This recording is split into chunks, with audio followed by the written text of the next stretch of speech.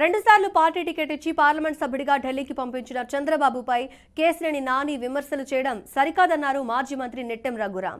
కేసినేని నాని అవకాశవాద రాజకీయాలు చేస్తున్నారని ఆరోపించారు. నాని పార్టీ వేయడం వల్ల టీడీపీకి వచ్చిన నష్టమేమీ లేదంటున్న ఎన్టీఆర్ జిల్లా అధ్యక్షుడు మాజీ మంత్రి నెట్టెం రఘురాంతో మా ప్రతినిధి Tilak face to face. Nani వ్యవహారం కుదిపేస్తోంది. అయితే దీనిపై మనతో మాట్లాడటానికి ఎన్టీఆర్ జిల్లా అధ్యక్షుడు, పార్టీ సీనియర్ నేత, మాజీ మంత్రి నెట్టెం రఘురాం మనతో ఉన్నారు. సార్ చెప్పండి, తెలుగుదేశం పార్టీ నుంచి వీడిన నాని తెలుగుదేశం పార్టీ మీద, తెలుగుదేశం పార్టీ అధినేత మీద, లోకేష్ మీద తీవ్రమైన విమర్శలు చేస్తున్నారు. దీన్ని పార్టీ ఏ విధంగా చూస్తారు? పార్టీని వీడిపోయి అంటే పార్టీలో ఉన్నంతసేపు మంచివాళ్ళుగా కనపడి పార్టీని వీడిపోయిన తర్వాత బయటికి వెళ్ళి అలా మరి దుర్భాషలాడేటటువంటి ఆ యొక్క కల్చరు మనం చూస్తూ ఉన్నాం. ఇప్పుడు చాలా చోట్ల అలాగే జరుగుతూ ఉంది. ఇక్కడ కూడా అలాగే మరి నాని మాట్లాడటం అనేది జరిగింది. మొన్న వరకు కూడా చంద్రబాబు నాయుడు గారిని ఆకాశానికి ఎత్తి ఆయన అత్యంత అద్భుతమైనటువంటి పరిపాలనా దక్షుడు, విజనరీ, ఆయన కారణంగానే మరి అటు తెలంగాణలో ఈ రోజున ఆ సంపద అంతా కూడా వనగూడింది. ఇక్కడ కూడా ఆయన అలాంటి మరి సంపదని కూడబెట్టేటటువంటి ఆ విజన్ తోటి ఆయన ముందుకు వెళ్ళారు అని ప్రశంసించినటువంటి వ్యక్తి ఈ రోజున ఆ రకంగా మాట్లాడటం అనేది చాలా శోచనీయమైనటువంటి విషయం. అలాగే లోకేష్ గారు మా తెలుగుదేశం పార్టీ జాతీయ ప్రధాన కార్యదర్శి, మరి ఆయన ప్రజల్లోకి వెళ్తూ ప్రజల్ని మరి ఇప్పుడున్నటువంటి అరాచక పాలనకి వ్యతిరేకంగా వాళ్ళని సమాయత్తం చేసేటటువంటి కృషి ఆయన చేస్తూ ఉన్నారు. ఆయన బాధ్యత అది.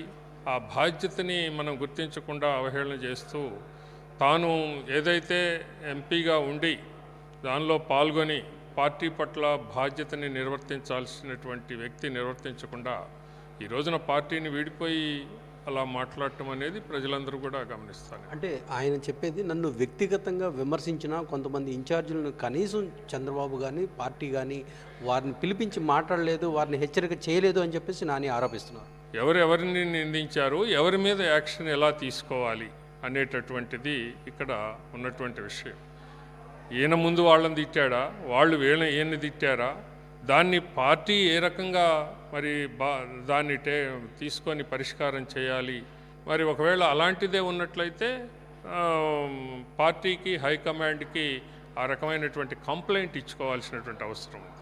పార్టీ వల్ల నష్టపోయాను, నా ఆస్తులన్నీ కూడా అమ్ముకునే పరిస్థితి, నా వ్యాపారాలన్నీ మూసుకున్నాను, అయినా కానీ పార్టీ నన్ను ఇప్పుడు టికెట్ సిట్టింగ్ ఎంపీగా నాకు సరైన గౌరవం ఇవ్వలేదు, నాకు సీట్ ఇవ్వటం లేదు అని చెప్పేసి పార్టీయే చెప్పింది అని చెప్పేసి ఆయన అంటారు.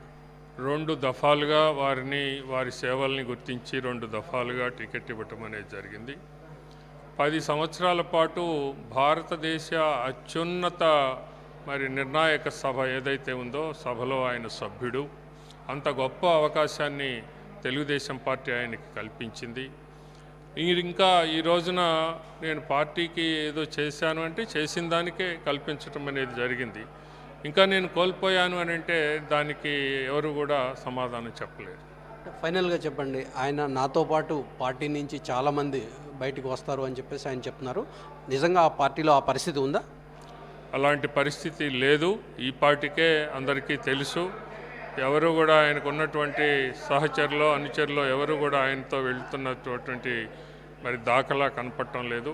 అందరూ కూడా పార్టీ పట్ల విధేయతని ప్రకటిస్తూ ఉన్నారు. జిల్లాలో పార్టీ పటిష్టంగా ఉంది. నాని వెంట నడిచే వాళ్ళు, ఆయన అనుచరులు ఎవరైతే గతంలో ఉన్నారో వాళ్ళందరూ కూడా పార్టీ నుంచి వచ్చిన వారే తప్ప పార్టీకి వ్యతిరేకంగా పనిచేసే వాళ్ళు ఎవరూ ఉండరు. అందరూ కూడా కలిసి తెలుగుదేశం పార్టీ విజయానికి కృషి చేస్తాము అని చెప్పేసి నెట్టెం రఘురాం చెప్తున్నారు. కెమెరా పర్సన్ శ్రీనివాస్తో తిలక్, బీఆర్కే న్యూస్, అమరావతి నుంచి.